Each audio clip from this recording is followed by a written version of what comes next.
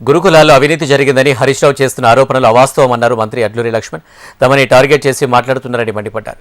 5 principal సెక్రటరీలతో tenders పారదర్శకంగా జరిపామని స్పష్టం చేశారు. ఇప్పటికైనా హరీష్ రావు గ్లోబల్ ప్రచారాలు మానుకోవాలని సూచించారు మంత్రి అడ్లూరి.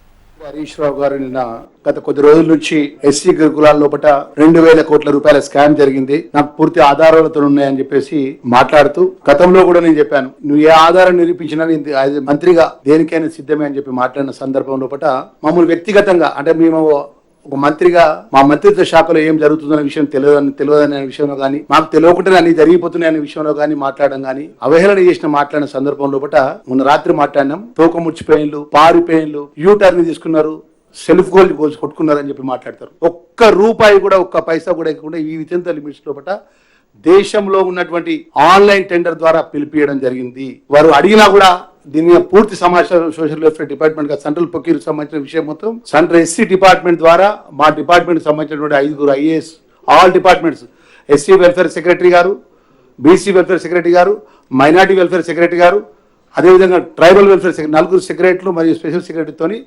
5 కమిటీ ద్వారా టెండర్ పిలవడం, టెండర్ ప్రక్రియ మొత్తం కూడా కంప్లీట్ చేయడం జరిగింది. 2.5 సంవత్సరాల్లో ఇంత కుట్ర ఎందుకని, ఇంత కడుపుండే విషయం ఎందుకు మా మీద? ప్రజాపాలనలో కూడా ప్రజలు మార్పు కోరుకొని అవకాశం ఇచ్చినారు. 2.5 సంవత్సరాలు అవుతుంది. ఈ రాష్ట్రంలో ఉన్నటువంటి ప్రతి అంశాలు చూడండి, మీరు ఎంత గొప్పగా మాట్లాడుతుంటే అంత గొప్పగా మాట్లాడు. కాగితాలు చూపెట్టి సంక్షేమ శాఖ మంత్రిని సెంట్రల్ ప్రొక్యూర్ సంబంధించిన ఫైల్ మొత్తం ప్రతి పేరు మీద నేను సంతకం పెట్టిన. 2,000 కోట్ల రూపాయల స్కామ్ జరిగింది ఆయన అంటాడు, 3,000 కోట్ల రూపాయల స్కామ్ జరిగింది ఆయన భజన పర్లు అంటారు. ఇప్పటికైనా ఈ గ్లోబల్ ప్రచారం బంద్ చేయండి.